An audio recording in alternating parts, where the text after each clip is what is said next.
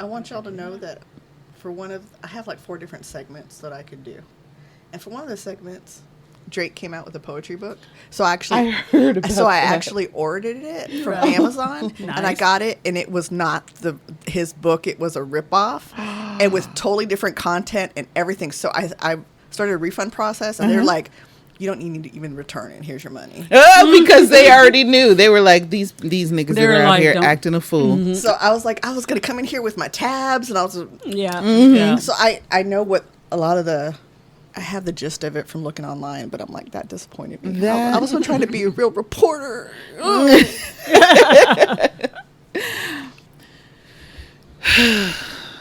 Thank you for the pep talk, ladies. You're welcome. Give me just a second to pull... You okay? A couple of other things. Yeah, I'll get it together. You know I will. I know you will. And I was like, yeah, she's like, I think it's cool that you have a podcast. And I said, well, thank you. She goes, maybe someday I can come over and be a guest. I'm like, what would you know? I get that a lot. Like, my sister is vying for the chance to guest. Yes, my son is trying to get on this podcast. I'm like, well, we don't have guests. And truly, I'll be honest with you, I'm a little leery about guests because guests have to match the energy. You know what I'm saying? Exactly right. And if they don't, then it brings the whole show down. Mm-hmm. It drags it, and I'm not trying to be dragging energy. Mm-mm. So, and they have to pop. Mm-hmm. They have to go quickly, and if they don't go quickly, then it's a problem. Well, if we ever do something child-focused, that's... You know she's got the personality. Thank you. I was about to say, you know that we ain't... she may be the one that can pop. Right? She may be the only one that I can think of. 19 minutes, and we haven't even started the show. That's going to be a lot of editing. A little longer than a few minutes later. Should we take a deep breath and do this again? Yep, that's exactly what the was. My bad, host. I apologize. There's no bad host here. Right. Except for that thought over there. I mean, she pointed in my direction, but she wasn't talking about me. At least not anymore. There was a time. So we got to get the tagline up. You hoes ready? We ready. I'm ready. All right, here we go.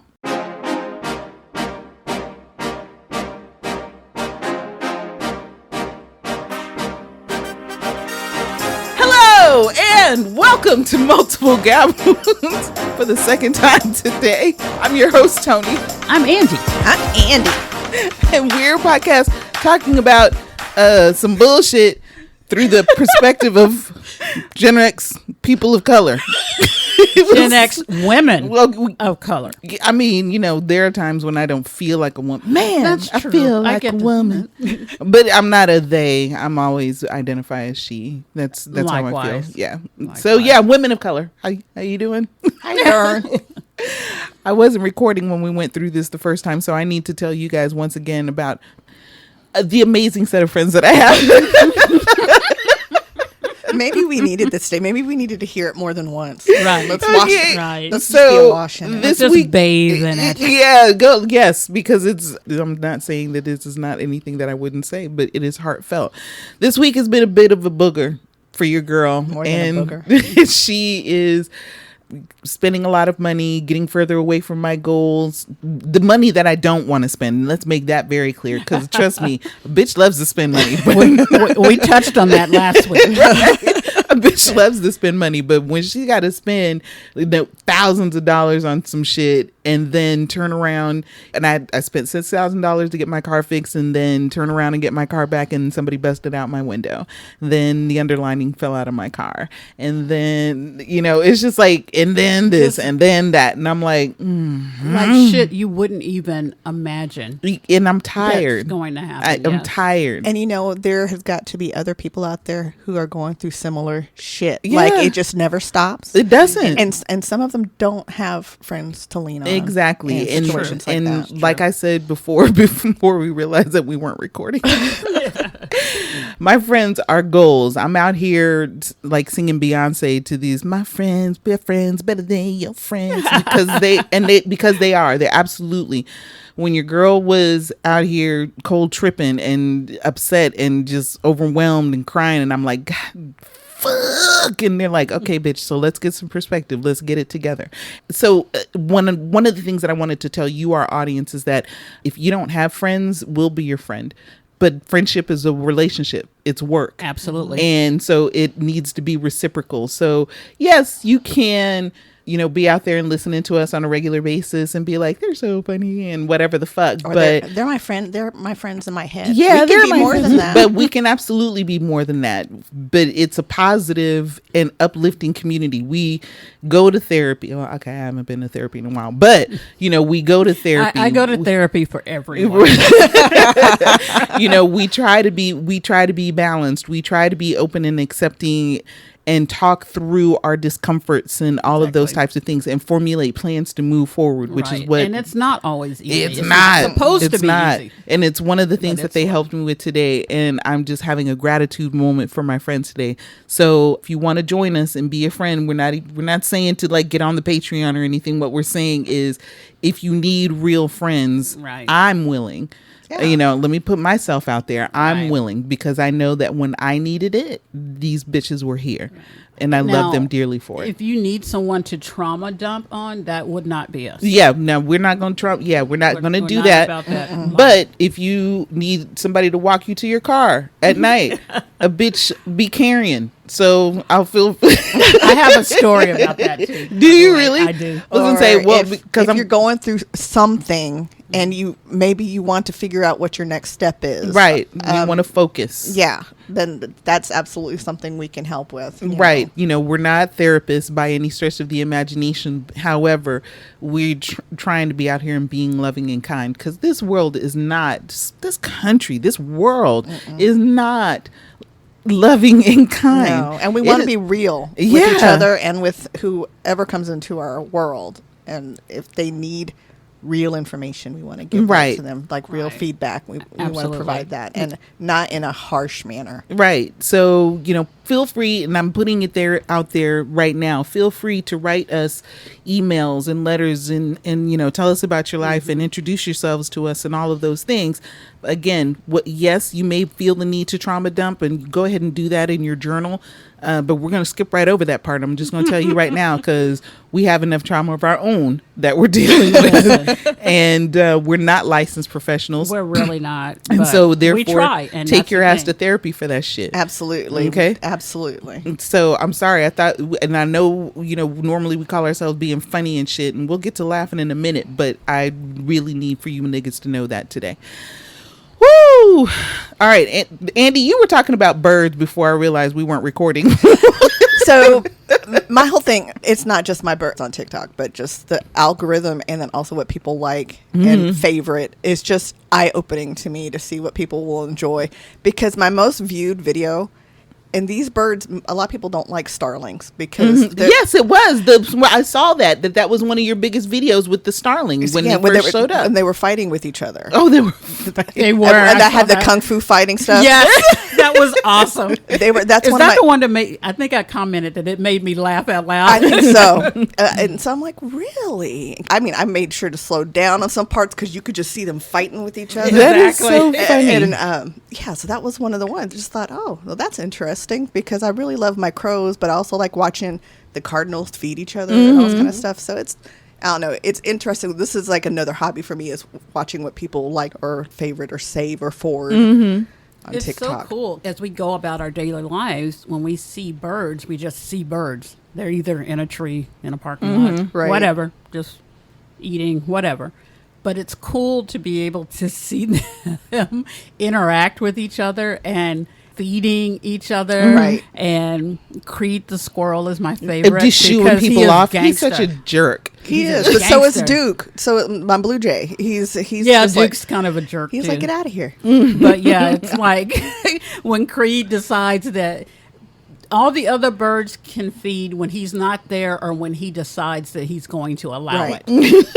And I love it when he runs up, because he runs up with a purpose. Yeah, you could just see him running like right. beeline straight like, forward. Hey, nigga, what is you doing over here? Get your ass out from over here. These my peanuts. She done put this new suit out here for me, nigga. Get your ass up out of here. And then he goes back to cooling his nuts on the window. And be confrontational about it. Right. And looking around like, bitch, what? I know. He's just ready. He stay ready. Stay ready. He's gangster. I'm telling you, I much respect for Creed. Creed the squirrel. That shit is funny to me. The only other thing I got is my sister-in-law mentioned going on vacation, a tropical vacation with her and my mother-in-law sometime next year.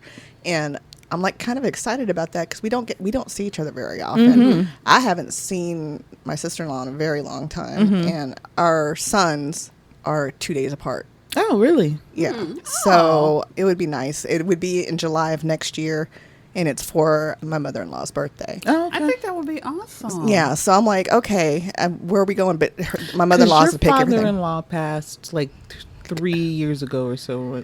He passed. My dad's been.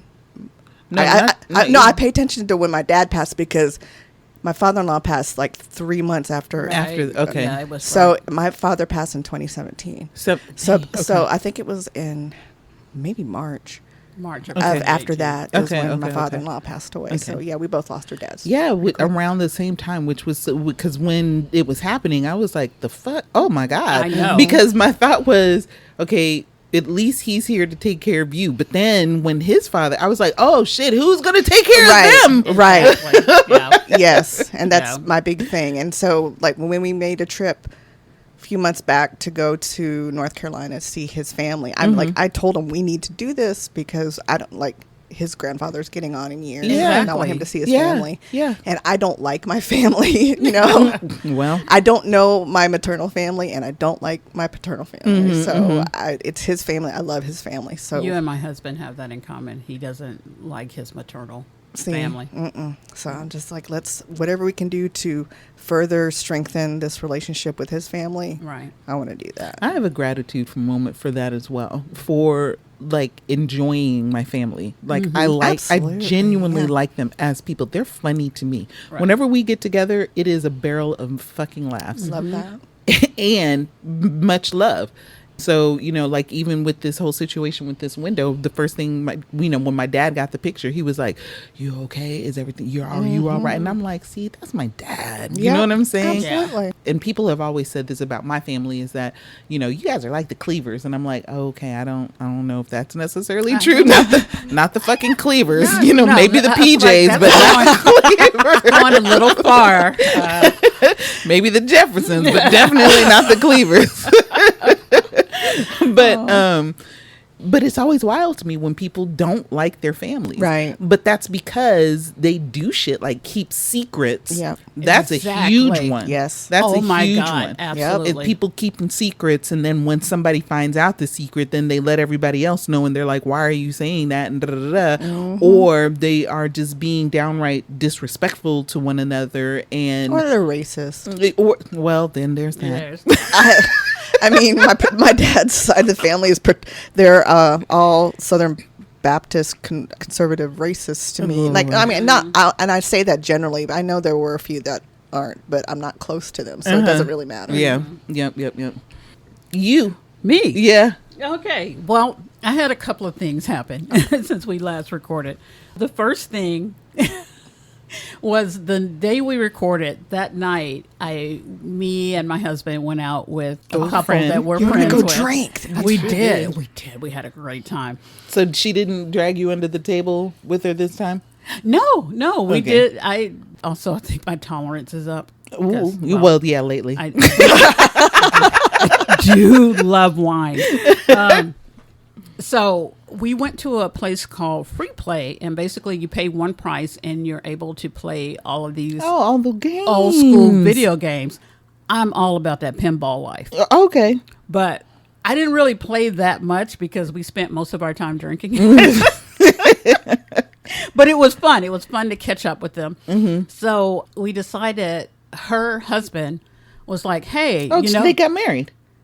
Yes. Have they always been married? No, they haven't. No, are they married? No, they're not married. Sorry. Okay. I refer to him as her because husband, they've been together. Okay. Because they've been together so long. So he was like, hey, I know this guy that works at this bar or whatever that's just right, across the street or a couple of blocks away. And I'm like, and we're all like, we're tipsy. You're like, hey, cool. So we're walking on the well-lit street, down there. And then he decides, he's like, oh, yeah, it's just right in here. And it was a shortcut through an alley. Oh, no. And I was like, this is... We're not doing that.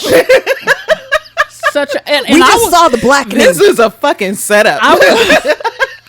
Honestly, I did what I usually do because it was like him and my husband and, they were in front of us and we're just walking. And then it was like, it just hit me all of a sudden. I was like, these are dudes. They don't have the same worries. They don't. I stopped, reached in my bag, pulled my shit out. And had it next I had that shit right next to my leg.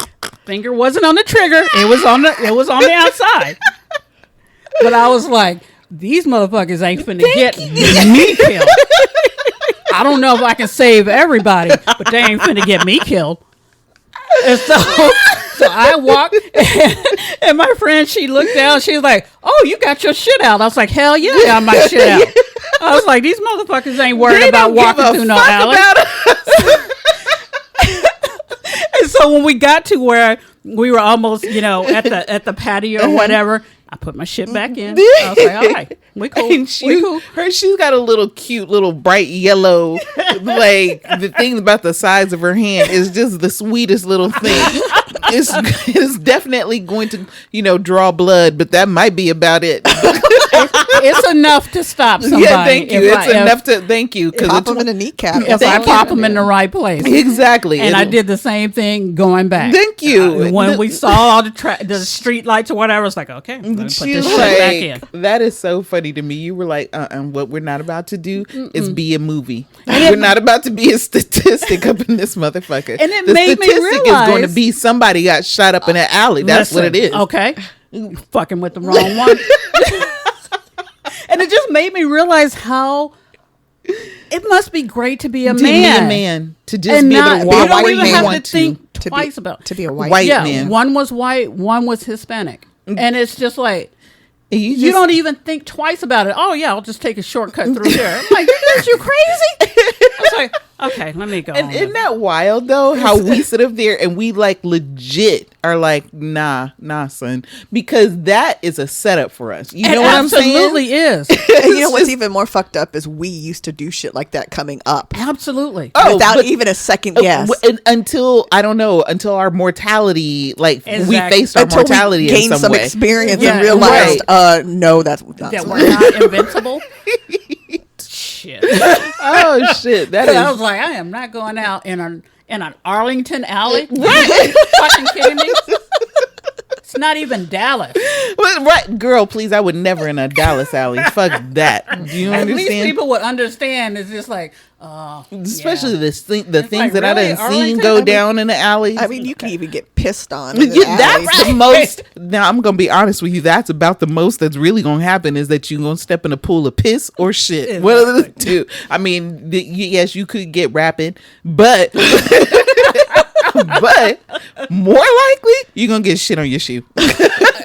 More than likely. And it'll be of the human variety. Yeah, the human variety. Yes, girl, please. That is unfortunate on so many levels. When I went to that place that I'm going to be volunteering at, the very first thing that I noticed was a man overstanding by a pole pissing. I said, well, Lord, apparently they're not letting him in today. And then another, as I'm walking by, like in the bushes, there is like literally shit on the bushes. I said, oh well, Lord. Well. And I know a dog didn't do that. And I can't, you know what? I can't imagine being a person that has to do that because I don't have any other means to go. Exactly. You know, I thought about that like just now as you're saying that, and I'm like, well, what did I do when I was in that situation? But I was over in Venice Beach, so I would go to those horrible bathrooms. Right. Because they're public bathrooms. They're concrete Yes. bathrooms. Yes. So And they hold smell. The yes, rest stop yes, bathrooms, like the basically. rest, yes, and the metal toilets and seats, and it's like you'd be lucky if there's water flushing stuff out, Right. and those things were god awful, but it was what I had. Right. Yeah. Or I'd be like, I'm about to go piss in this bush because it's just piss. Right. Right. Everything else is gonna wait until I get to work in the morning. We've all pissed in a bush. Or on the side of a road. Thank you. On the side of a road. Or in some I'm grass. like, open both of these doors so I can stand between these doors and get this piss out. Exactly. And God forbid I would have shaved. Don't let there be any Because shaving. then it starts spraying on spraying everything. everywhere. It's like your lips are like and just wobbling the water every goddamn where. That shit is annoying as I hate shaving in public pissing. It's gonna be fun to look up a picture for the evidence part. Looking for that piece of information For the website. This For the is our- website. look at this is our clip right here. For the visual companion to. No, I just need you to video her doing that. So last week what did we talk about? We talked about something last week, which is making us talk about it this week. So what we've decided, the girls are like, "Oh, really? Is that what we decided?" If you listen last week, you'll see near the end we talked about The Wiz, right? What we've decided is that we're going to like be a little more diligent about the things that when we say, "Oh, we should do that," then actually do it. Okay, so this is the first that the women That's scary for us. This is the first that the women are hearing about it. They're like, "Oh, really? Is that what we're doing, bitch?" Yes, it is. We're going to be a lot more We diligent. actually have to do this shit. Like that's that like We that's have to going to follow through. Yes, exactly. That's going to be our thing. My We're going to follow ADHD through. brain don't like that. So you know what next week's show is going to be about because will have talked about it in this show. So last week we talked a little bit about The Wiz and we kind of went into that a little bit, but not much. So we decided we would go ahead and watch it and then come back and talk about it today. And I'm so glad that we did that because there were a lot of takes on it that I hadn't seen the movie in Years, probably. it's been decades. It's Oh, been wow. decades. Hadn't seen it in decades. And I was like, oh yeah, that did happen. So when you asked about the subway scene, I was like, what happened in the subway scene? And then when I watched it again, I was like, yes, it did frighten me. That is fucking terrifying, is what that is. And that's why when y'all asked me if I watched it and I gave that answer is because I just so much trauma from my childhood watching that entire thing. You're so right about that. Because I'm just like looking at it now thinking, oh, that's frightening. And I was like, terrifying. it gave me uncomfortable feelings. Like the entire movie with different things like a fucking trash can trying to get me. Okay, don't talk about it because Angie has some information regarding The Wiz for us. All right. All right. The first thing, here's the thing. I think you guys know what The Wiz is. You know what? Let me go on and just read you a synopsis just in case. Storyline. 24-year-old kindergarten teacher Dorothy, born, raised, and still working in Harlem, is celebrating Thanksgiving with her extended family, but she doesn't seem to be thankful for much. She lives a sheltered life and is shy and unfulfilled. When she gets caught in a snowstorm while chasing her dog Toto, they're transported to the mysterious land of Oz, where she informs that the only way that she can get home is through the assistance of the powerful wizard in the Emerald City. Sound familiar? I'm sure it does. As she searches for him by easing down the yellow brick road, she befriends some creatures who face problems in their lives. In their quest to find the wizard, they also face Evilene, the equally evil sister of Evilene, the wicked witch from whom Dorothy inadvertently kills when she arrives in Oz. And Evilene might be their biggest obstacle. So that's the synopsis of it. It stars Diana Ross as Dorothy, Michael Jackson as the Scarecrow, Nipsey Russell as the Tin Man, Ted Ross as the Lion, Mabel King, who has, fun fact, also played Mama on What's Happening. What? Yeah, as Evilene. Oh. I'm trying to remember. Okay. Lena Horne as Glinda the Good Witch. Thelma Carpenter as Miss One. Richard Pryor as the Wiz. That's basically it. Basically the cast, That's right? basically the cast. So what I want to give you is just a couple of fun facts. Okay, so it was produced by Motown Productions, and it's a division of Berry Gordy's Motown Records. Gordy originally wanted the role of Dorothy to be played by Stephanie Mills, who was still a teenager. Wow. And she had originated the role on Broadway. She did. That's the one I saw when I was little. Right. With Stephanie Mills. Right? Yeah. And that's who he originally wanted. But when Diana Ross asked Gordy if she could be cast as Dorothy, he said no, because basically, you're 33, you're too old. Ross wasn't having it.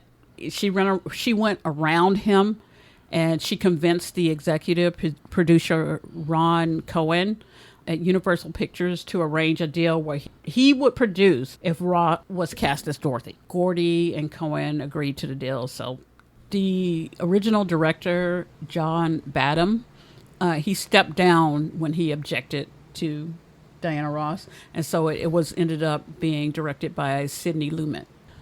So the director objected to Diana Ross so vehemently that he was like, "Fuck that! I'm not going to do it." Exactly.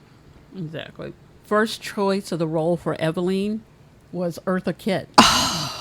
I could see that. I could too. I mean, I love what they. I love that they chose Mabel, but yeah, I was could about totally to say. see it. Unfortunately, I mean, I can see how Eartha Kitt would absolutely like rock that role, but Evilene actually with Mabel King, it's iconic. But and honestly, because she was just this big presence. You understand Absolutely, what I'm saying? yes. She was just a very huge presence, and so Yes. I'm like, Eartha, you do have it, but She's got kind of a sultry thing. Yes. We needed that. we need that big presence. Yes. Yes, we needed to be able to. When To she eventually be met her, intimidating. exactly. Yes. When she eventually met her demise, we need to be able to breathe that sigh of relief. Yes. Good. Yep. But she was also lovable, in her bigness. No, she wasn't. She was a don't think horrible bitch. That's what she was. That was what the whole situation about. maybe she was adult- a hoe ass, mean, disgusting, despicable, holding curses over, bitch ass, punk ass, greasy ass. I think maybe as adult me respects that a little bit because I have been jaded and life has kicked my ass, and now I'm just mean, and part of me wants to be Evilene. Nah, fuck that. Well, yeah, I was gonna say because let me tell you, she She was not playing. taking no bad news. She was getting ready to throw that dog in the fire. Be She throwing was like, dogs I'm not in the playing fire. with you if you don't give What me do you those. want you on your hot dog? Right. She was like, give me those motherfucking shoot. Bitch, I'll throw your dog in the fire. in front of you. And see, And I let don't you see, watch. and the way I see it with Eartha Kitt, bitch, I'll throw your dog on the fire. Give me those shoes. Tell me that wasn't Eartha Kitt. That was perfectly. I love that you can do imitations. That was perfect. And as you did that, I was like, yeah, that wouldn't have been right. Give me those shoes, darling. Darling. She had to do it with a trill. The Scarecrow, Michael Jackson. And I noticed this probably for the first time. And I have seen this movie 100 times because I just fucking love it. I own it on DVD. I watch it at least once a year. Mm-hmm. That his nose, I was trying to figure out. It looked like a Reese's Pieces. That's it's exactly what it was. It bothered me through the whole movie. It was the paper that holds a Reese's peanut Jesus, butter I cup. knew it. And I didn't really notice it until the end, and I kept staring at it, and I was like, "Holy shit, is that a Reese's peanut butter?" Yes. It was. But you know what? I have always seen that and always knew that. Like it didn't, and I was like, "Oh, that's ingenious." And like to a degree, but y'all were bothered by that shit. It bothered me. I just As many times as I had seen it before, You didn't I ever always notice thought, it. like, why did they make his nose like that? It's not very Scarecrow-like. Did that they was- just get lazy? Basically, because that Right. was a nigga nose. It was like smashed and Okay. spread someone that out. was was eating before the chocolate. surgery. Someone was eating chocolate. Like, what was he eating? I didn't notice until last night when I was watching it up close. I was like, that is funny. Holy shit, because I saw the little ridges on the outside. Yes. Oh, Yes. they stuck a Reese's peanut butter cup on that nigga nose. Okay. All right. I see what happened.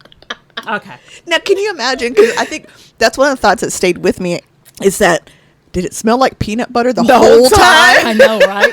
Which I'm not opposed to. I'm trying to I'd be think. hungry. Michael Jackson, he was a Jehovah's Witness then, so he could eat it. Yeah, he could eat it. Yeah, he could eat it. Yeah. Okay, eat that. He was like, every day he'd be like, I need my Reese cup. Thank you. And they're like, okay,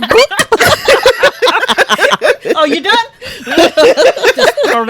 just leave a little that on your nose. just leave a little bit of peanut butter to stick it on your nose. And why do we say Reese cup? It's not Reese, it's Reese's. I but say we- Reese's. I say Reese. I say racist. Come get your racist cup. That's because we all got issues. Oh, don't get me started. The original person considered for the part of the Scarecrow was Jimmy J.J. Walker. Oh, no. He turned it down. I That's how we got see Michael. that. I can see that. I can see that. I can It would see have been that. a great role for him. It would have been over the top. But see, here's the deal though, because like I'm thinking about the singing in the movie. Exactly. Yeah.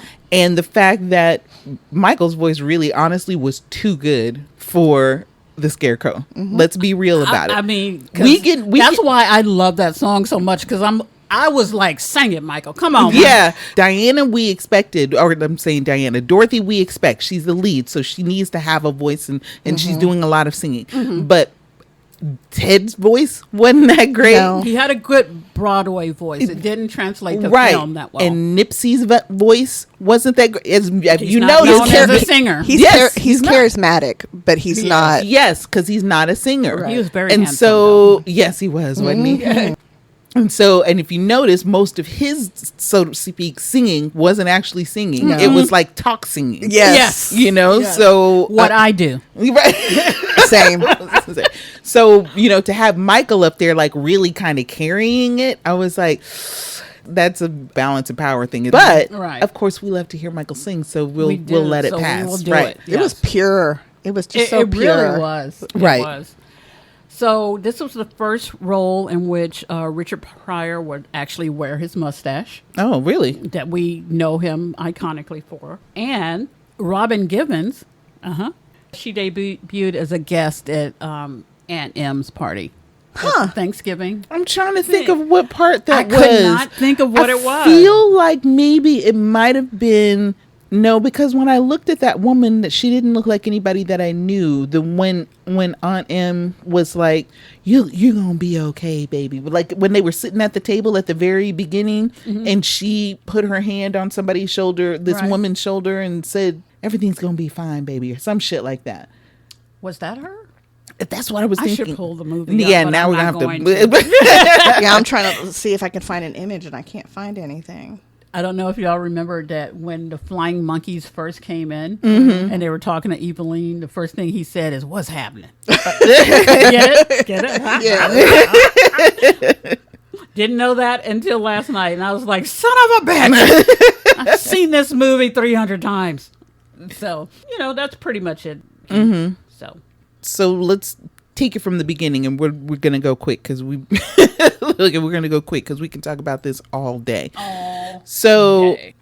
in watching this movie, I remembered, I was like, oh, okay, I totally forgot that this took place in New York, right? And that it was not the ghetto, so to speak. Yeah, but it was kind of the hood. Yeah, it was the hood, version. but Harlem, yeah, if you so will. that's it. It was Harlem, right? I believe so, yes. And so one of the things, or the critiques, I guess I could say about this movie, is that everything was so quick and rapid, and she got to Oz quick, fast, and in a hurry. And I was like, oh shit, they did that quick. But before she got to Oz, that whole scene of them, that family gathering, I could smell that scene, and it smelled amazing. Because it's like the first thing they showed was that turkey and that cake that she was putting in the refrigerator. That shit looked good as fuck. Also, that ham she was carving, and it just brought back all this nostalgia. Even the glasses that they had, those like little brown glasses, I was like, oh my gosh, those were filled with sweet tea. Right. And I was just like, oh man, I want one of those dinners where it was just like, I know it's been, look at Thanksgiving. Hurry up. Let's go. But it's still not the same as back then. Like we can create it however we want to, but there's something about that nostalgic holidays. It's Yeah. gotta be the decor. It's gotta be the dinnerware. It's gotta be, it's gotta be them bumped bangs. Them pressed and bumped bangs. That's funny. It's gotta be all of that. And then I don't think I ever really realized that Dorothy's character was a teacher. Right. And I was like, oh, look at that. I think that the good thing about the movie, like one of the good things about the movie, because I'm going to do a compliment sandwich here, was the fact that the movie was black as fuck.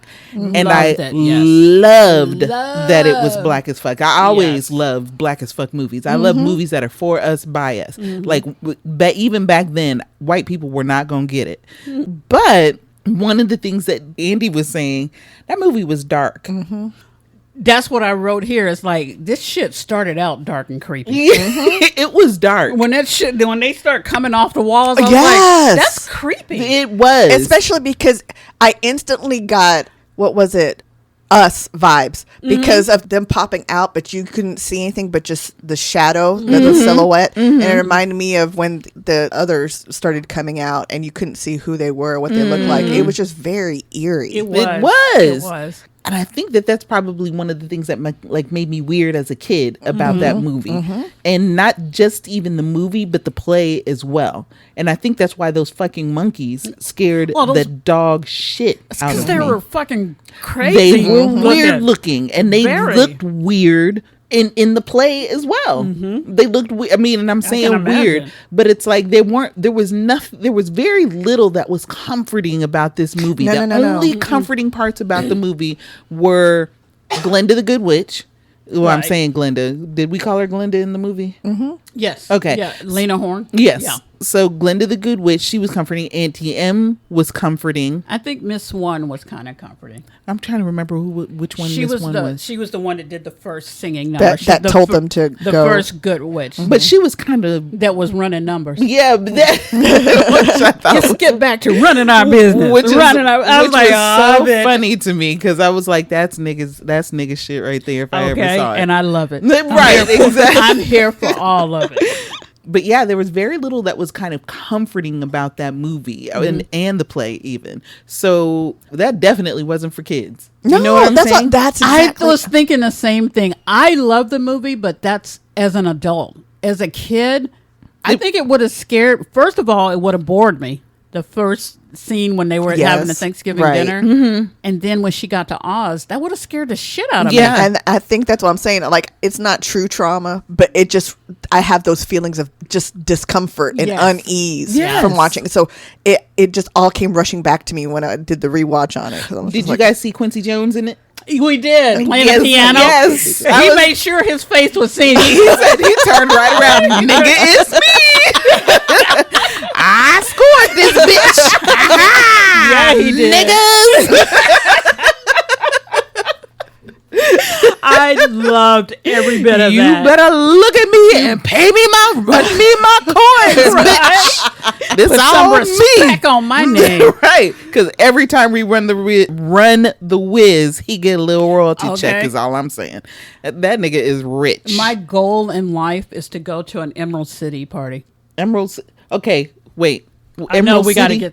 When they first got there and they're like, "Gold is gold." Okay, I was thinking of like a stripper joint. I was like, wait, because I was like, hold on, you know that here in Dallas we had an Emerald City and that shit got shut the fuck down. I was like, oh, okay, shit. No, I would have gone to that. No, you wouldn't have. Let me tell you right now.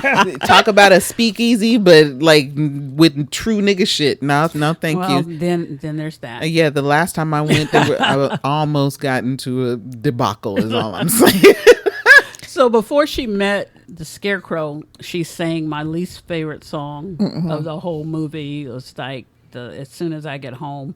I usually fast forward through that shit. Wait a minute. Like, no, not the home song. No. Okay. Another one. Okay. And then, they show the crows, which Which were giving me Dumbo vibes. Yes, very much so. Very uncomfortable. And I didn't love that. It felt because it was racist. Yes. It was. And and the reason I give them a pass and not Disney is because niggas. Right. It's FUBU.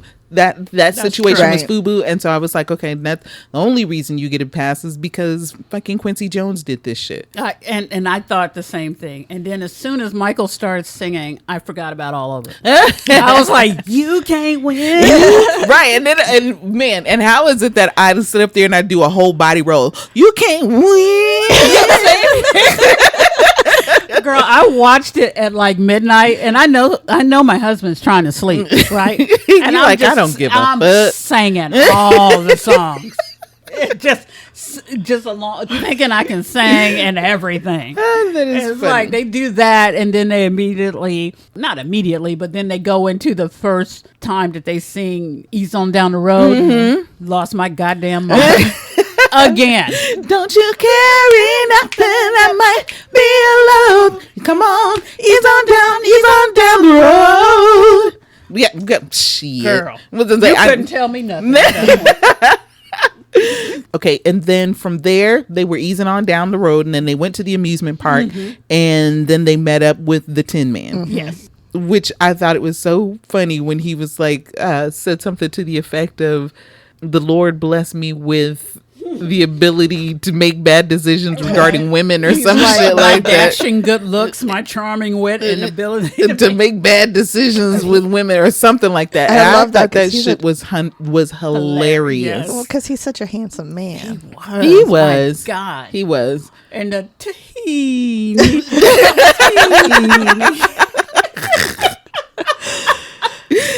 That's funny. And I forgot all about that. Like there was so much that I got from this movie because I had forgotten so much about the movie because it had been forever since I'd seen it. I blocked it out. You know what? Honestly, that could very well be most of it right there, is just being like, nah, son. Nah.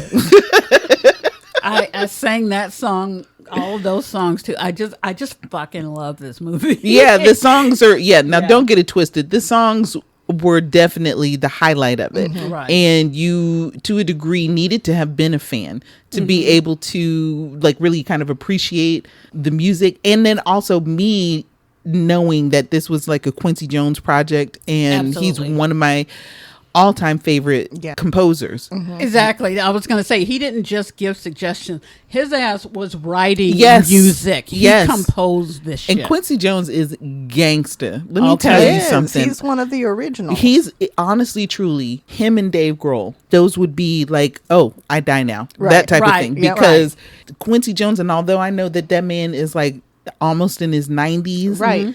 And he's still out here putting in some stuff and Yes. spicy in his mouth because he don't give a fuck. No. He's like, I got one foot in the grave. I don't give a fuck about y'all's fame, y'all's fortune, or nothing. I'm like, I'm motherfucking Quincy Jones, bitch. I was going to say, he earned that shit. Yeah, He did. He did. And has been in the game since the 40s. Exactly. Do you hear me? Right. The right. 40s. Composing since the being fucking literally 40s. being a kid in this industry, and now he's a fucking legend. yes, and he Legend. deserves every bit of it because he Absolutely. has put out so much good work and known the best. Shit that we don't even know about. Absolutely. And we'll probably never know about because it's just Here's that what I prolific. can't wait for, because I know it's coming. His book. When he Oh, yeah. dies, I'm gonna read the fuck out of that. I'm certain there's a book that's coming out because he done started already telling people's business in that book. Okay, he done I already. love it when people business get told. He has already started telling people's business. That shit that he told about the Wiz. Richard Pryor. Oh, Richard. Oh. Oh, really? Girl. I didn't know. That him and Marlon Brando fuck? Girl. That Okay. Pryor in? Yes, girl. Oh, well, okay. Not Good that for them. not that I have a problem with it. I'm just saying. Right. You Good for nobody who the fuck says that? Quincy. Right. and some other shit that he had come up with, I said, "Oh, okay, I'm just waiting because Right, I know I'm that just you gonna can't wait for say, all the tell-all. I know that you can't say nothing about it now because you're still alive and all this, that, and the other. But when he passes away, he's like, There's some memoirs. Just that's coming. bury him in a teapot so he can spill it.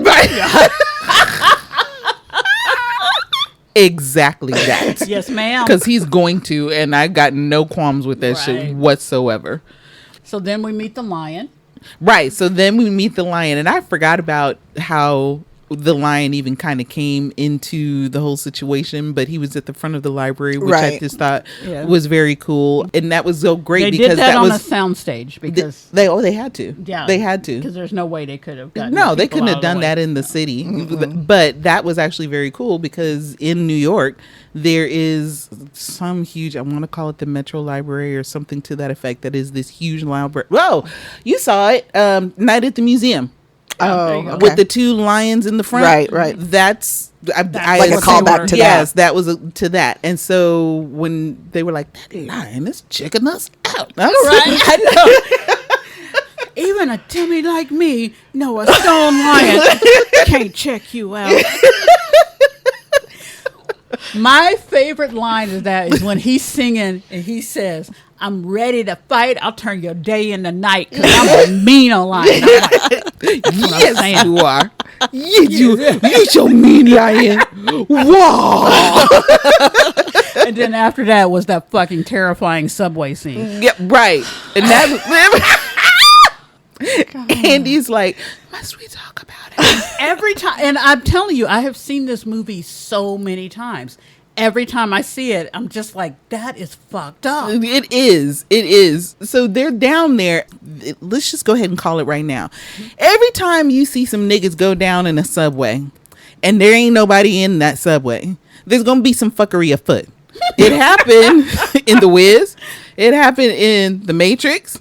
It happened in, what's that damn movie with Michael Ealy? Shit, where he was playing the trauma. I don't know, but they did some shit like that every time. Subways ain't supposed to be Subway's empty. not supposed to be empty ever. Oh, like Cloverfield. Yes. Oh my God, yeah. Thank you. Or if there's just one person in the subway and they turn around. Thank you. They seem to be minding their own business They and then not. they look over their shoulder. Go ahead on and leave. Go ahead and grab a cab. Right. You need an Uber? Just Ask pay me. the extra. It's Ask fine. me. I'm going to help you with that because this is about to be some shit. If I was actually in New York and went down to the subway and wasn't nobody in there, I'd be like, nah. Nope. Nah, I'm going to go ahead on and call I'm me. gonna try to hail this cab. They might not stop for me, Be but I right. will stand here Be like, I know for the they next won't stop 7 for me, hours. but what we're not about to do is this. Right. Not. You're mm-mm. finna go underground alone.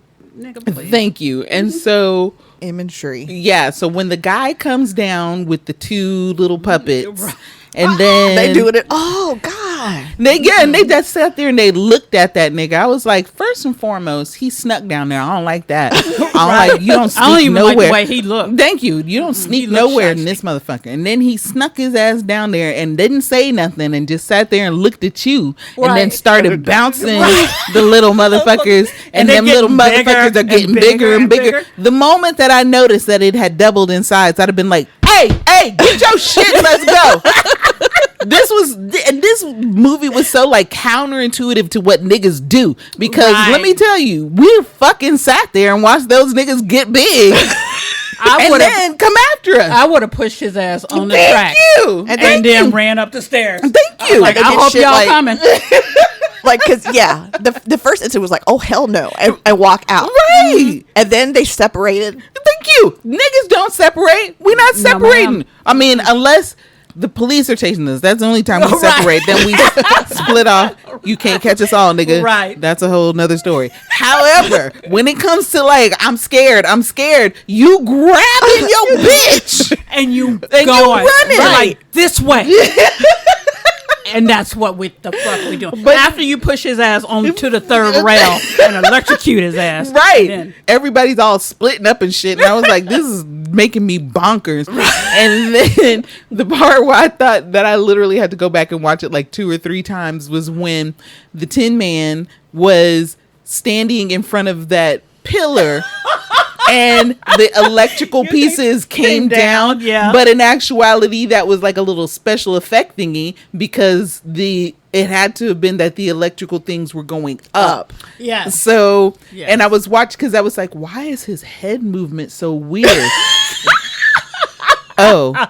We're doing a special effect. That was 1976. Yes. Special. So his eyes would go and then his head would go in that direction. And then his eyes would go and then his head would go in that direction. And I said, oh no, they should have told him to keep his eyes straight. Yeah, don't knock on this door. We're in the middle of the podcast. Bring your ass inside, I said. Come in. This is where you would have to suspend a little belief, and you don't She has trouble with that. She does. She doesn't have a good record of that. I am the absolute worst at that. Hi, Cubby. We're in the middle of the show. You didn't tell me about all this. You know, every Saturday at noon, this is where we at. This is what we be doing. Hello. Hello, friends and family. I was gonna say my Hey. stud muffin has walked through the door. How you doing? Yes, the fuck he has. What you guys doing? I'm gonna put it on pause for just a second. That's fine. Let me let my ears breathe. Yeah. A little longer than a few minutes later. So, what the fuck were we talking about? I'm just waiting for to be like, what's squirting?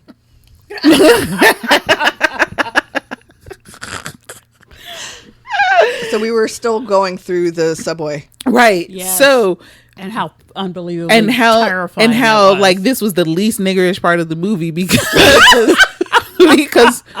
we don't be splitting up like that. Mm-hmm. We stay together. Oh, and we're talking about the special effects with his head going the wrong way. Okay. Yes. So I watched that part like 3 times because I was like, what the fuck is wrong with his face? And then I realized, they're doing a special effect and he's not doing it right. But it's all good. It fine. still did what it was supposed to do. It's Exactly. cool.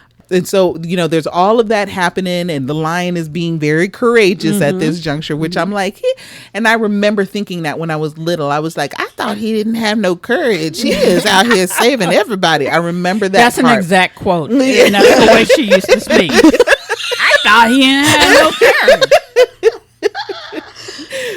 But I think the part that terrified me the most on that part of the movie was when they were all in the trash can, all in the dumpster. We're safe now. And they thought they were safe. And then all of the monkeys came there. When and you I was saw like, the other things being drawn back. Yes. And, then Saw them. and I, number one, thought that was an amazing effect back when I was little. But more so than that, I was like, they are trapped. They gonna die. And I said it just like that. He is trapping. Lord Jesus, that's fire. After the subway scene was when they went to the Poppy perfume company. Oh, My goal in life is to be a Poppy perfume company dancer. Which I thought was be just like, that. I was like, Slap my own ass. that scene, that production made me realize that that that's was not, right. That's was right. not for Okay, I children. got it No, wrong. I got it no, wrong. Okay, I no. got it wrong. That's right. I got the sequencing wrong. Okay, and then yes. after that was my second least favorite of the favorite songs of the movie is the You're a Lion song. Oh, yeah. And I was like, please be done with this. See, and that was the only part that I ever liked about that Really? song was You're a Lion. Yes, And that's that the part last part I liked. That's the only part that I would ever remember. And that's the funny thing about it is that my entire life I've been singing just little parts of the song because blocking the rest of the shit. Because the rest all is that matters. Exactly. The rest is something I don't like, except you're for like, just what the that fuck is one. this? Like, you can't ask me the rest of the lyrics too. You can't win. That's all I know, bitch. I actually do know all the rest of the Well, that's lyrics. because you don't like any negative, ugly spirits. And so you're like, Right. I'm just keeping that creepy shit out of my mind. I'll block it And all that was out. all ugly spirit. And I was here eating it up. I was like, yeah, I can't win either. So after the subway scene, yes, then it was the poppies, and then Dorothy and the lion got all drunk and shit. And I'm like, why are you smelling things? You know full and well that this place is chock full of pit pitfalls and dangers and quicksand. I don't and think y'all they did, bitch though. asses be out here just be like, oh, this is glitter. Let me smell it. Of And what course are you they do. doing? The Tin Man and the Scarecrow knew, but Dorothy ain't never been there before. Okay, but she just went through some fucked up subway shit. Thank you. That's true. So you gonna get the sniffing That's shit? true. Just but, smelling stuff, people throwing glitter in your face. You're like, oh, let me see what this smells Thank you. like. But more so than that, the fact that it was called poppy perfume, knowing Right. full and Well, well, what poppy is. that is harsh. That is opium, honey, Yes. is what we were looking at right Yes. there. They Well, were like they're opium high, and then you hear Dorothy and they're like, I'm climb really- this thingy. Oh, and I'm like, what the fuck? And here go Michael Jackson, Dorothy, wait. I'm really not gonna fault them because I bet they felt pretty goddamn good. They looked So, miserable. you know, I'm just saying. They were like, You know, oh, I mean, I don't know a lot about opioids, but I bet I was like, that they yeah. were pretty blissful for a little That's while. what they were dealing the with. way they were standing there, like, Yeah, like right? waving around. I'm like, oh, that's not really what high looks like, though. I know what it looks like, and that's not it. That's, Do you know what an opioid high You know looks what? like? I don't. think I you don't. do. No, we don't. And We that don't. was okay. So that's what that was. It was an opioid high. High. So maybe they do be waving around. That was that Oxycontin high. like look at like those big Those big things outside when they're for sale. yeah, with the big flag man. there. the big airman when they be like whoop. Whoop. That's a clip right there. So and then they went up there and I'm thinking to myself, okay, well, what was going to happen to them? All that happened is that they got dumped on the roof. On a Right. slide. They got to be high and ride a slide. Why doesn't that happen to me? And Michael Jackson and Ted are All I like, want. oh, is this it? Y'all okay? Okay. Let me cry on you. I'm like, oh, just a little. You could have spat on them for that to get some moisture on their faces to wake peed their on 'em. asses up. Right. Little piss on the face. Wake your ass right up. Instead of all that's tahi. Which Then was they made their way to Emerald City. right, because then they I could want see it. that They were party. like, there it is over there. Right there. They're like, it just happened to be right the fuck over there. Just had to get high to see it. See, there it is right there. There's the metaphor. They had to get high. I was thinking The whole that. movie has metaphors. The whole movie is a Really? high movie. Yeah. You need to be high to watch this whole movie. For it to make You should go perfect rewatch sense. it. I'm like, we need to do another episode where we get high and watch The Wiz.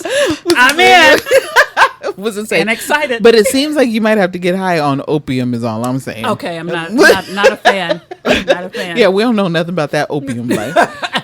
And so you said, so when they got to Emerald City and they're in there, you said you want to be an Emerald City dancer? No, I just want to be part of that party. Because it was just, and I was like, why are they changing colors? Why are they talking colors? But it said so. but it also shows. I think that's kind of another metaphor of just like you go with what's in trend right now. You're following the crowd. You're just going with what's in trend. Whatever one person sets the tone, and you look up to this person, and you don't know anything about them, Right. but because what they said, you're just going to follow them Right. blindly. And that's what they did. And I Yeah. thought it was very interesting when When they they did that. changed to red, and she was like, and I was like, yes, bitch. What's it say? I actually like what some of them are wearing, and I was just like, I need to be a part. I need to get high and be a part of this Emerald City what they party did. because that looks fun as hell. At least until I'm drained and I'm like, okay, I'm out. Yeah, that's And then too I many have to, people you and know, fuckery for me. But Yeah. they did red, green, and gold. Yes. Yes. Yeah. Yeah. Which, you know, Gold, Jamia, Yes, come on. yes. Gold is when we saw Quincy just like, Exactly. Quincy I'm in Jones. this bitch. Pay me my coins. Run me my You see my whole face. Thank you. He was like, what Pay you're not me my about to do coins. is miss me in my cameo in this motherfucker. And so when they got called up there to, and he's like, bring me the bitch with the shoes. I said, uh-oh. And no riffraff. Right. And you know, honestly, there should have been a lot more cussing in this movie for what it was, because this was not for kids. No, so it it's really like No. there needed to be more cussing, but there was none whatsoever. And that's hard for, I think that's hard for me to reconcile because it's obviously not for children, but they didn't take it to the next level. So y'all in this weird, creepy. Well, the kids can see it because there's no cussing, but they really shouldn't see it because that's some creepy shit. That's some shit that's gonna scar him for And life. it did though. It scarred That's the my thing. oldest. He doesn't like that. That subway scene still fucks him up, and he's in his 30s. He's like, nah, son. No, Like, no, I'm not. I don't see it the same way you do, Mama. I'm like, but it's nostalgia. He's like, no, man. So they get up there. And they're just, and I think it's very cool how they got this big silver face, and I love that it had an afro. Yes. I just love all the big afros. silver face, and they're like, he's like, go kill Evilene, and then when they leave, there's this little teeny tiny head that pops up in the eyeball. I love that. Talking about them niggas gone yet. I was like, It was so perfect. I was like, oh, who is that? I thought that was very cool. I thought it was cool too. So it was, and then when they got to the workshop, it was the sweatshop is what it was. Yes. And I felt a sheen come over my body. Of course you did. I felt the warmth and the heat and the moisture that was emanating from this place. The sweat that they were making. And this was some good, like, the director of photography shit, if I ever saw it, because I felt moist. I felt soppy. And I felt stank. If there's one thing she don't like being moist. I don't. Saying a word. I don't. There's very specific situations in which moisture is essential, but not when you watching a movie. Well, I guess it depends on the kind of movie. But this is not that kind of movie. You're not trying to be moist during the movie. But I was like, ooh, DP, you did a great job, because I felt greasy. Mm-hmm. I felt hot. Yes. I mean, it could have been the hot flashes. I felt hot. No, okay. Okay. Again, it could have been the hot flashes because I get night sweats. Girl, I don't want to talk about that either. I was watching a lot of bouncing booties. They were nice booties. They were. So there was all of that, and the meanness, and then she reaches, and the part that is like the quintessential scene for me when I think about that movie is when Evilene reaches for the shoes and her fingers curl backwards. Right. That is, whenever I think of the movie, that's the scene that I think of. Right. Yeah. That specific scene. And I rewound that like 3 or 4 times. I was like, yes, this part makes me feel good. I like the bad guy getting hurt. Yeah, fuck that bad guy. In the most fucked up way possible. Because that's pretty fucked up. Yes, and it was pretty fucked up. You go to reach for some shit and your fingers were like, no. Backwards. No. Not just bend backwards, but roll backwards. around like Fruit Loops. No, not shit Fruit Loops. What's the word I'm looking for? Fruit roll-ups. Like a nigga fruit roll-up. Like your fingers was rolling backwards. They were not about to. Your fingers knew were smarter than you and knew better than you did. They were like, no. That's part of the title, by the way. Nigga fruit roll-up. And I thought that was like so cool, but like I'm glad they went with Mabel King for that, because she was perfect. To me, she was perfect. Absolutely for that role, and to me she's quintessential to just her gait, her the way she walked, it was just so just big and presence. And honestly, if there's gonna be like a favorite villain, she would be it. And not even I knew it because I was watching it thinking, I was like, Toni, she I identify with this. She kind of identifies with Evilene. I am Miss One, but I see that. That was insane. And I just loved her presence in the movie, and the fact that she was just like, and she was loud the whole time, nothing quiet and soft about her, and and I was like, God damn, that took a lot of energy to do that. I thought the same thing. I was like, I wonder how many takes that took. Right. If she was exhausted. Right. That. And so when they go to, and that's also a quintessential part of the movie to me, is when everyone was getting destroyed. God, that's just another thing a kid should not see. Yeah. It's true because Michael it's Jackson. right. Oh my God, when Michael Jackson got tore up, that was. I cried. I remember specifically watching that and crying because I was so upset that Michael Jackson was being ripped to That shreds. is a visceral thing because this is literally someone being torn apart. Yes. You're not supposed to see that as a child. And he says it doesn't hurt. It don't matter. It doesn't matter. You're being If it helps you, it doesn't hurt. No, bitch, it hurts me. Right. As an adult, last night I'm looking at that and I'm wondering how the fuck did they do that? Because it's like that was obviously him. I'm sure it was just his head and hands. Right. But I was like, that saw was still a little too close. Oh no, when that's a old magician's trick. There's plenty of that all over the place. I still think it was too close. Too close for comfort. You were like, that ain't. I will say that this scene is the scene where I liked Diana's performance because her reaction to what each one is going through seems so authentic. Like I won't speak on the rest of their acting for the rest of the movie. There's a lot of overacting. Yes. And I have deliberately not spoken on that shit because I was like, fine. It's what we do. It's fine. It is what it is, and it was supposed to be caricature. It's supposed to be big. It's supposed to be all of this. Although, yes, Diana is a horrible actress. I thought she did pretty good. I was. I mean, she overacted a lot. Yes, but I still think so much overacting. This scene it worked. This scene it worked. Yes, because it was a high energy scene It was and horrific. it needed that. Yes. Well. Also, the most quintessential part to me, two more parts, is when Evilene died and the thing just went like a toilet. Literally you said like a toilet. I didn't even think about that. What I thought about was, it's smashing her like a tortilla maker. Like, you know what I'm saying? No, I thought of it as a flush and then the lid on the toilet. Yeah. And you know what? That's better, actually. That is better because that's exactly where that was going.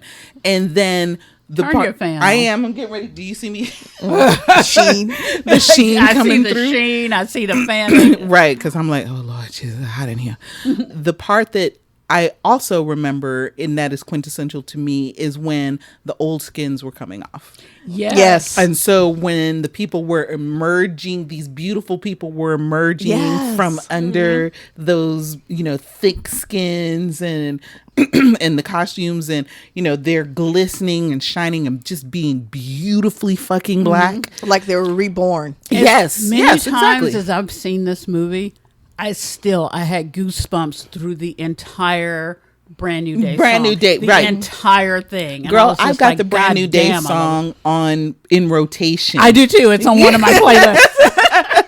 It is on rotation. And I mean, I don't always want to hear it, and sometimes I'm like, fast forward. Right. But there are days when I'm just like, the energy in that song, particularly with Diana Ross singing it and Michael Jackson's part, like it was beautiful. And then you could see when she's singing it in the movie. I'm getting goosebumps just talking about it. You see the veins on that bitch's neck when she was singing that shit. Oh, she was. And I think she was truly singing it. And they were probably like, bitch, we got...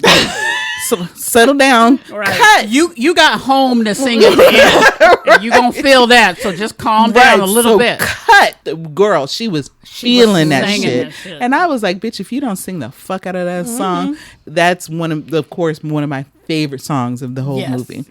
Yes. Oh my God. Yes. Goosebumps. Like I said, we can't even talk about it without me getting goosebumps. I love that. I like that you're getting goosebumps over there and she's overheating over here. I know, right? I'm about to cut my fucking hair off. That's what I'm about to do. That's not what that's not going to happen. I know, right? It took 10, 15 years to put this hair on my ass. Okay. Although it is literally falling right in the crack of my ass. Isn't that fun? No, that's disgusting. I remember that. It's disgusting. It only happened to me once, and then I immediately began the habit of pulling it over my shoulder. I can't go to the bathroom without pulling my hair over my shoulder. Can't have hair in the crack of my ass. No. Don't care whose hair or what form it takes. It can't be in the crack of my ass. His doo-doo chunks. Doo-doo. I mean, there's no doo-doo chunks way back up there, but I'm just saying. I was going to say, how long did you hold it? I know. What were you trying to do? And why are you wiping up like that? You're not supposed to wipe up until your ass crack. I thought the bidet took care of that. Maybe you should just get in a tub. Yeah, take a bath, bitch, because you're not supposed to have doo-doo up there. This tangent brought to you by Doodoo. Yeah. And the color brown. Depends. We're going to need you to sponsor us. Brought to you by the Wiz. So... So then there was that part, and that was like, you know, this big, huge thing. And then come to find out, they go and they tell the Wiz, Evilene is dead. But come to find out, the Wiz ain't the Wiz. Right. The Wiz is just some nigga in a blanket. Right.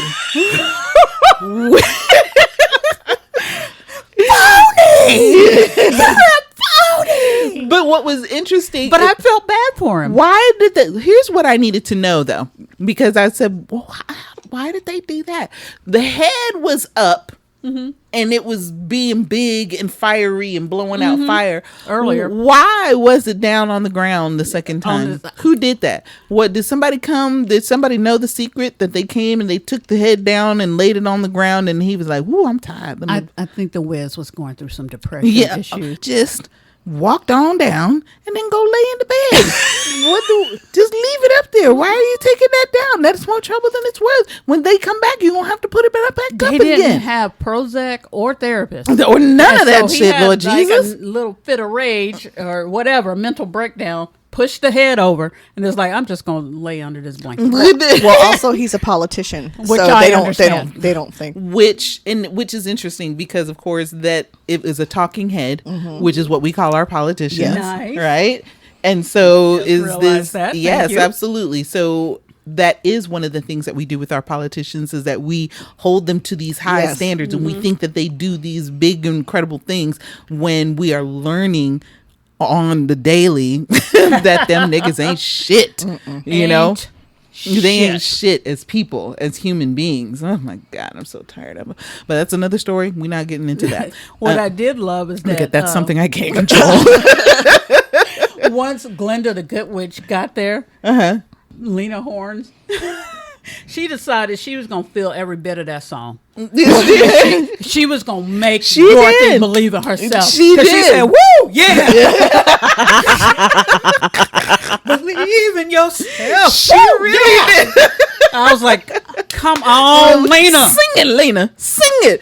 And Dorothy was like, she was feeling all of it. Yeah, and Dorothy was like, all I had to do was click my heels together. 3 times. And I could have went home. Bitch, why the fuck you ain't tell me the moment I dropped up in this bitch? But she was mesmerized by all the babies around her. That was funny. The little babies that were just kind of hanging there. Babies. That shit was hilarious to me. And they were all looking at her like, huh? Fun fact, all of those babies that they did the close-ups on, those were related to the cast members. Of course, yes. And then the ones in the backgrounds were dolls. Oh, they were dolls. Yeah, oh, the ones in the back, but the ones that they focused on. Yes. Because I was like, oh, look at those babies. And I was like, they my age. They are now. They are now. These some old middle-aged ass niggas. They were like, you know what? I was in the Wiz. That's your claim to fame. Right. It's like that one baby. I was in that. I was in the Wiz. I mean, you know, it was only in there for a second. It was in there for 1 second. Literally 1 second. If that shit don't work for Robin Givens, it's not going to work for you. Look at, thank you, giving Lena Horne the googly eyes, because one of those babies was in love with Lena Horne. I know, and I thought they were just so cute. She was like, oh my God, oh my God, and just like little smile on the baby face. I said, oh, look at that baby. This baby got good taste. There was a baby at the beginning too when they all came to the house and they were all googly eyed over. They brought this baby, and I was like, oh, that baby. And then again, I was like, that baby is my age. Literally, that's a middle-aged ass. That's a grown-ass baby. Right. So then, everybody realizes, oh, you've had it all along, right?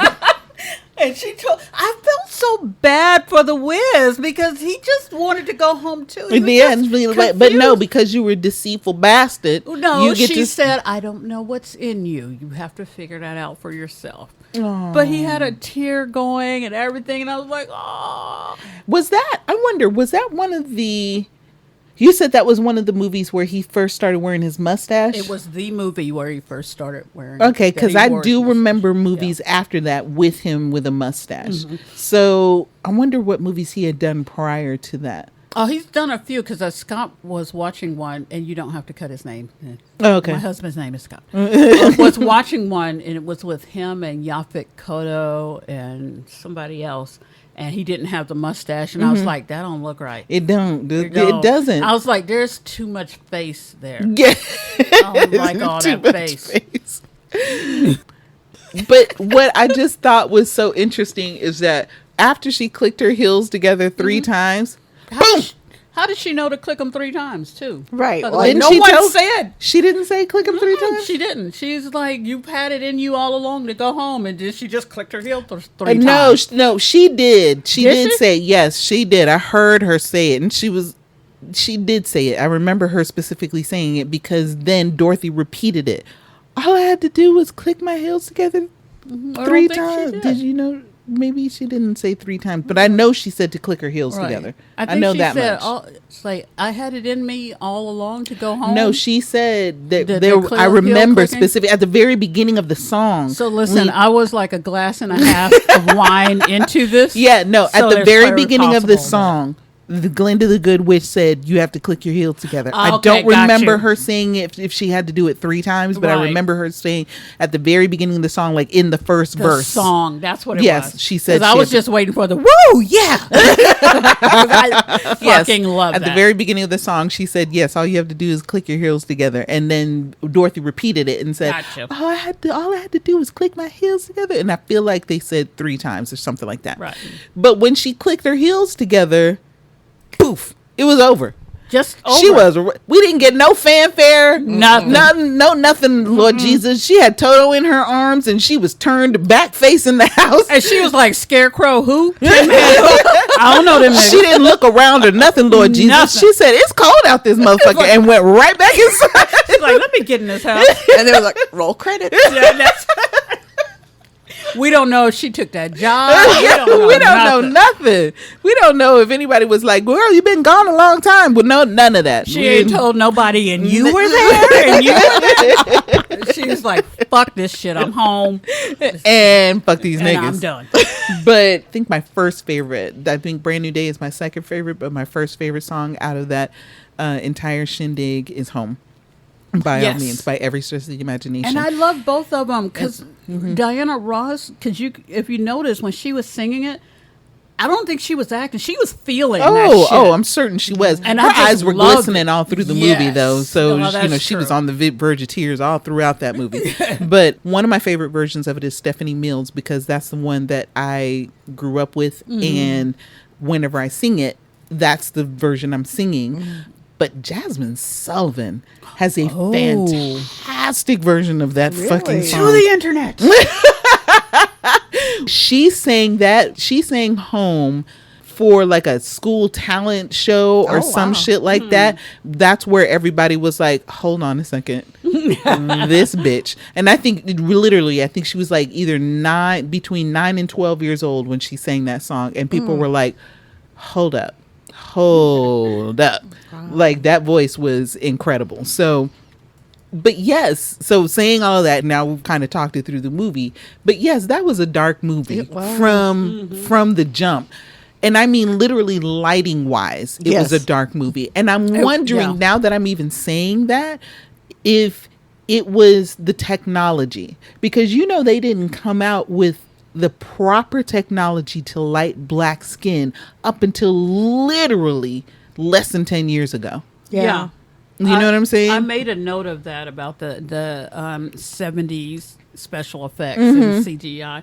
But no, that's a very good point because it was like, just even remember back in the day, us going to take family photos with our family. Yes. And we end up looking like fucking Sambo. Right. Just right. teeth and eyes. Right. And I was like, y'all can't fix this? Right. Basically, all of the filmography is that I know I'm getting this wrong. Nope, you got it was right. based on white skin. And so all the coloring, all the lighting, the way that the film was processed, but I know I'm saying this wrong, and I know it starts with the chrome cast or the chrome something having to do with color, pigmentation, and all of that stuff, and the exposure. I can't. It's not coming to me either. But all of that was also based on white skin, and it really wasn't until literally less than 10 years ago that they changed it so that it would they could give us the right color, so that they could give black folks the right color. We're not even talking about makeup artists, and that even lends itself to why Glenda looks so ethereal, because of the lighting. And she, her skin was lighter. That makes sense. And I think that they also put Vaseline on the lens for her. I'm sure they did. Yeah. Literal Vaseline on the lens. But her costume looked itchy though. It sure did. That bothered me. Did it really? It's always bothered me. I don't like the close up. I mean, it was very pretty, but I bet you she was like, "Get this motherfucker off of me." But yes, that is our review on The Wiz. Everybody go check it out if you haven't seen it. Tell us what you think about it, and we will be more than happy to have these same discussions with you. And let us know if you get any different insight than that which we had. Andy, is you gonna pop it? I'm gonna pop it. Ooh, you gonna pop it? I'm gonna pop it. We finna pop it. Ooh, pop it, baby. See, we didn't do Beyonce this time. Go ahead. And I actually worked really hard not to do that. I know, me too. I was trying to get away from it. I know. I'm about to get maybe one of those like clickers. They'll be like, that's popping it. Is that the sound? You have the theme song, so you can put it in there. I got the theme song. Mm-hmm. I sent it to you. Her Pop It theme song.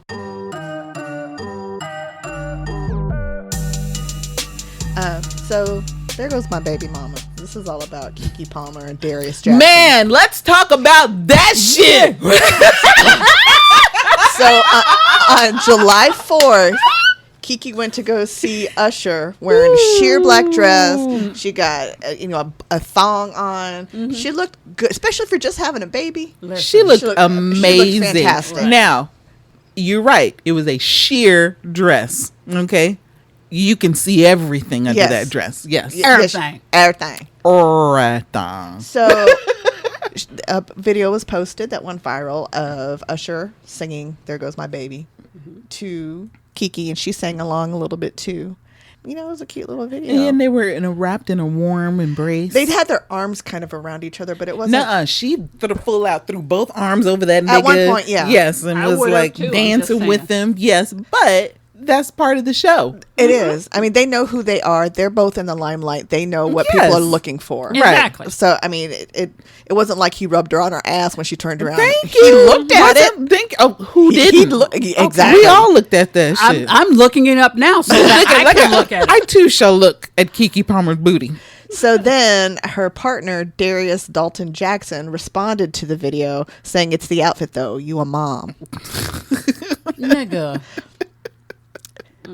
So after that, he received a lot of backlash. Like, some people were on his side, but he got a lot of backlash. So he doubled down in a second tweet and he said, "We live in a generation where a man of the family doesn't want the wife and mother to his kids to showcase booty cheeks to please others, and he gets told how much of a hater he is. This is my family and my representation. I have standards and morals to what I believe." Now, I find it funny that he has standards and morals and calling her his wife when they're not married and they had a kid out of wedlock. Did he say wife? Yes. He said, "I doesn't want the wife and mother to his kids." Okay. See, I really hope that they didn't get married. Yeah, she had her honey, she had the whole ass and it looks amazing. And it is. It looks fantastic. Now, I would literally kill people to have that booty look like that. Thank you. Especially after a baby. God. Now, see, go ahead. You have more to say. So, in response to, now she didn't really respond to him. Mm-hmm. But what she did say is she posted another picture of her outfit, and she said, "I wish I'd taken more pictures, but we were running late. I'm telling y'all right now, if you haven't seen Usher, you must go. He was so fabulous, giving theater Atlanta down, tips and tricks, and just absolutely iconic. I was truly inspired as a performer. I whooped some ass in spades too. Where's the pic of us all together with the king himself?" And he responded to her Instagram post and said, the big boss, thank you for coming. So neither one of them acknowledged what Darius said. Good. Which is great. But then, so Threads is the new Twitter response from Facebook. So Usher then posts on Threads saying, "Am I trending yet?" And that's all he said, right? Because being shady, and I love that he was poking fun at it.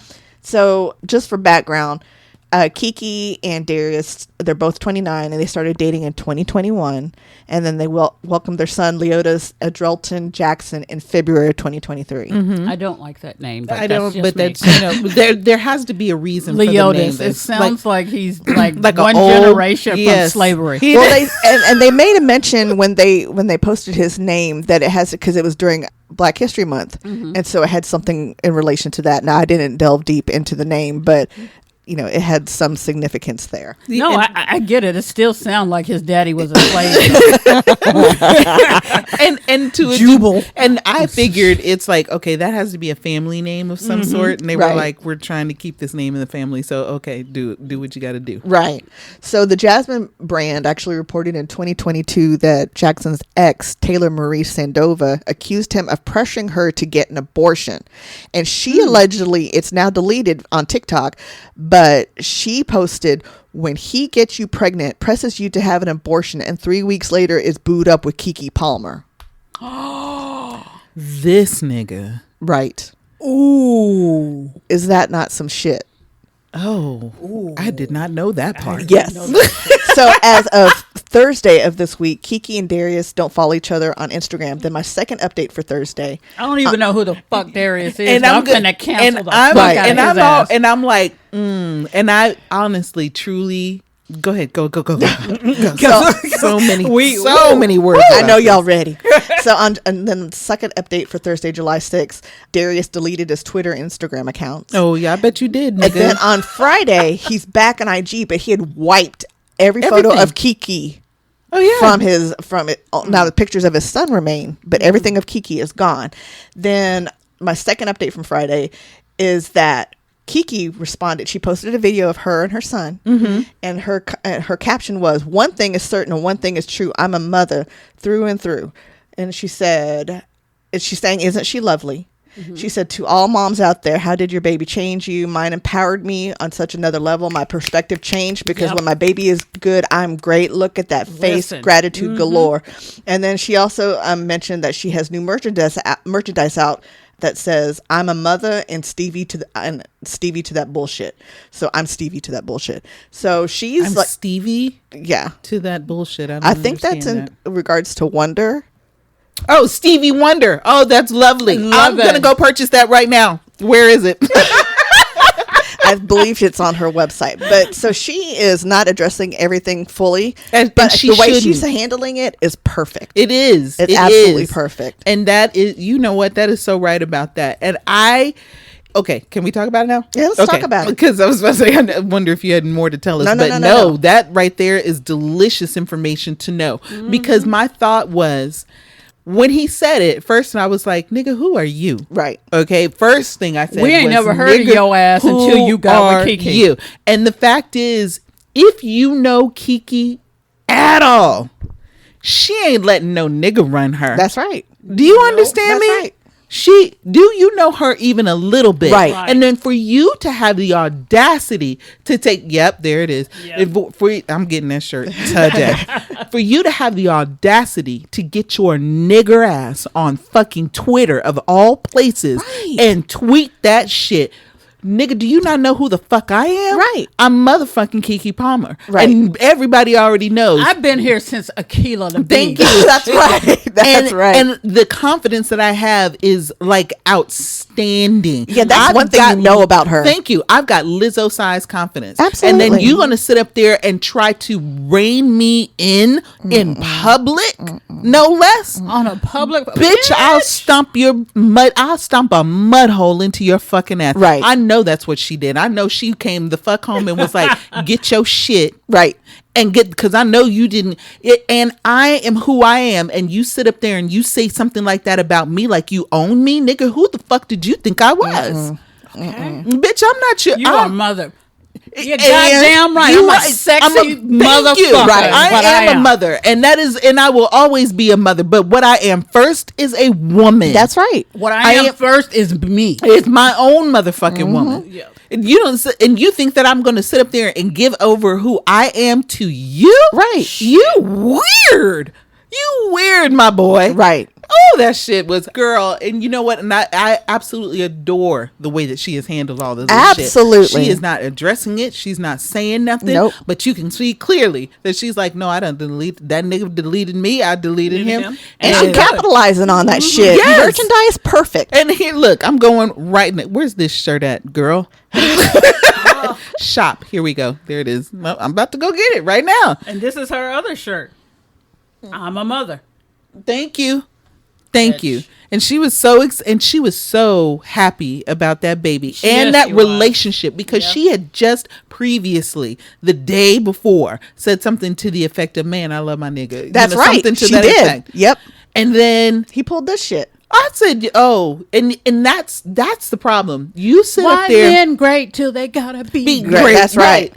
And that's the thing. Why are men? That's it. Just why are men? That's it. That's we ain't gotta say nothing else. Why? It's like, and you knew coming into this situation that we had no idea who you were, so you were going to be Mr. Keke Palmer, right? You knew that when you came in. He thinks he's somebody because I think it's his brother who's an actor. And he's like a fitness trainer or some shit. And, but I have never heard of him. And right, like so it's not you. So again, you are going to be Mr. Keke Palmer, right? And it's okay. It's okay. But your fucking ego sat up there and fucked you up, right? It really did. Because then you sat up there and pulled a gender card on her as talking about that's not even the word I'm looking for really, but it's to sit up there and be like gender role, gender role or any of that type of shit. You're not empowering her. You're sitting up there trying to take her power. Sitting up there talking about this is an outfit though. You're a mother, yes, nigga, and like where the fuck are you to sit up there? I know you did not sit up there and try to put that shit on me, right? Just you're a father. Yeah, and so why are you posting this shit on Twitter? You a father. Thank you. Right. And you still be jerking off in the tub. Like what the fuck? What does that have to do with what daddies do? Thank you. I don't know. And then to add the scandal of his ex. Right. Because she was pregnant and he was pushing for her to have this abortion. Which she did. And she did. And then he goes and be with Keke Palmer. And it was interesting because I saw I can't remember what interview it was that I saw. I feel like it was Hot Ones, where she was talking about how she met him and how she was so excited because he was like, who, me? Like that type of thing. And so then she, goes through this pregnancy with this nigga, and then apparently, I don't know if they're shacked up or what, but the fact is that, she's caping for this nigga, and then he turns around and pulls this shit right here. That lets us know clearly you're not on the right, we're not on the same path. No, we're not on the same track here. And the fact that you sat up there and tried to directing him the wrong way. And you sat up there and you tried to sabotage me, and you were basically being a nigga. You were being a basic bitch about this shit. And I know for a fact with Keke Palmer and the confidence that bitch has, you have to be extraordinary. Okay. Absolutely. You can't be one of these basic bitch. You can't be Future up in this motherfucker. You understand what I'm saying?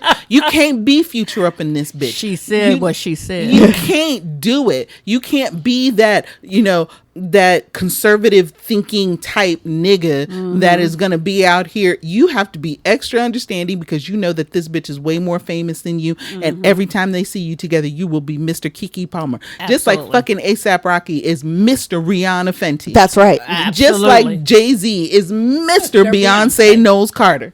Do you understand me? Yeah, absolutely. And them niggas are fine. Right? They are thriving. Yes, they are. Them niggas are fine. They're like, Can you sad that Cardi B is with? See, I don't even know his name. I just know it's Mr. Cardi B. Offset. Takeoff. Yeah. Offset. No, Wait, Offset. No, Takeoff is the one that died, right? Yeah. Yeah. So it's See? Offset. I don't know that. That's Mr. Thank Cardi you. B. That's as far as I'm concerned. I mean, can you imagine though if Jay-Z actually tweeted some shit like that to Beyonce? Oh no, he. Oh. That shut my shit right up. I watched her whole She malfunctioned. body figure out what the hell was going on. She just malfunctioned. She did. She glitched. It was like the Matrix or some shit. Because see, to a degree, he didn't tweet that shit, but he did actually kind of when he cheated on her. Right. That was him trying to be like, I'm the man in this motherfucker. Exactly. You understand what I'm saying? And we And see how that Beyonce ended up. said, here's where you fucked up. Right. Because you Also, thought you getting a whole album. she was written like, about this because shit. you thought that I was gonna sit up here and let you cheat on me, Right. Nigga, I will no. fucking cut your dick off. They call me Lorena Bobbitt up in these streets. And I will be gone and not give a fuck. I won't Thank you. look back. Me I and won't- this baby. the left. Yeah, me and this baby, we gonna be gonna be all right. We gonna live a good life. You forgot who the fuck I is. Thank you. My Woolie's about to stroll up. Okay, she was not playing with that nigga at all, and he realized that he was about to lose everything. Everything that he had caught up with her. Holy shit! Do you understand? He did not want that beehive. No, That is not what you That's want. what you're never going to get. And I really truly believe. But with them, it was a spiritual thing. So Beyonce was like, no nigga, the gods have said, and this is how the fuck this is going to go. Right. But with Keke, they don't have that kind of thing going on there. Yes, she got with this nigga and she thought that he was amazing and all this, that, and the other. But he just basically showed his true colors. It was just a matter of time. It literally happened. It was just a matter of time. And that was so wild to me. And my first thought when I heard about that tweet was, why would you put that on Twitter? Like, why would you say something like that out loud? Yeah, why wouldn't you wait till she got home and said, I mean, even you shouldn't even said anything, but if you were going to address it to her in And private. why would you, what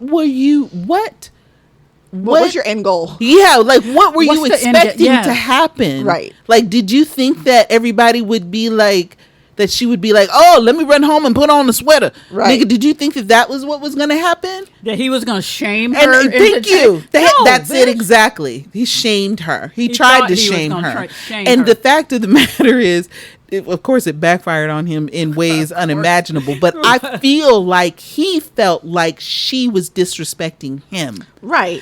But it's She like, you're not that big. I mean, you dating or whatever, but you're not that big on her mind that she's thinking about, how can I disrespect him? yes. Right? And it's She's just being her. Right. And here's the thing.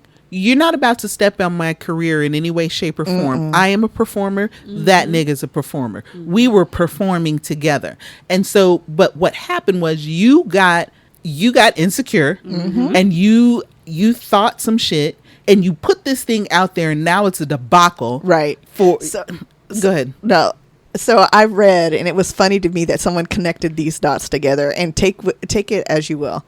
Someone mentioned that Keke was Chili in the Lifetime movie, and he used to be with Chili. Oh, was he really? They were. Yeah. He's the one that cheated. Yeah. Usher. Yeah. Usher was with Chili. Oh, Usher. Oh, I thought yeah. you were talking about Darius. No, I was like, no. What? No. So they're clicking together that because Keke, was that in the movie. so he was looking at her like, oh, ooh, there's Chili. Chili. So Right. people are making Chili that. 2.0.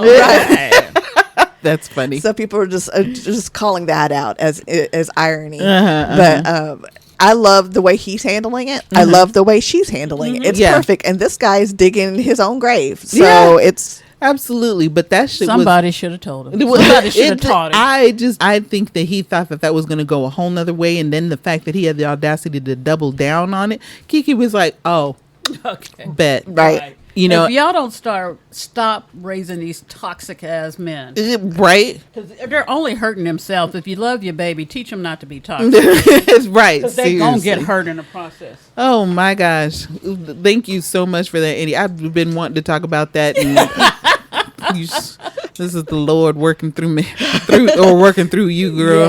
Yes. Andy, or rather, Angela, tell them where they can find us. Usually I would tell you could find us at multiplegabwounds.com, but I am redoing the website, so we're down for a little bit. But you can always email us, and we would love to hear from you. Yep, we And talked about that at the top of the show. Yep. If you need a friend, Email us. Yeah, we're all going through some shit. We actually checked that shit. Yeah. So it is, email us at mgwlistener@gmail.com. And yeah, do that. We'd love to hear from you. The website will be back up in 2 or 3 weeks. We're an independent podcast, which we broadcast. We're a podcast. Anyway, we're independent, so we do everything ourselves. So it's going to take me a couple of 2 or 3 more weeks to really to get the website where we want it to be. But you'll enjoy it. I exactly. promise. So have patience with us hoes, and we'll see you motherfuckers next week. I've been Toni. I'm Angie. I'm Andy. And we'll see y'all bitches next week. Bye. Bye. Titties. Hoes. Titty pop. Or Nigga.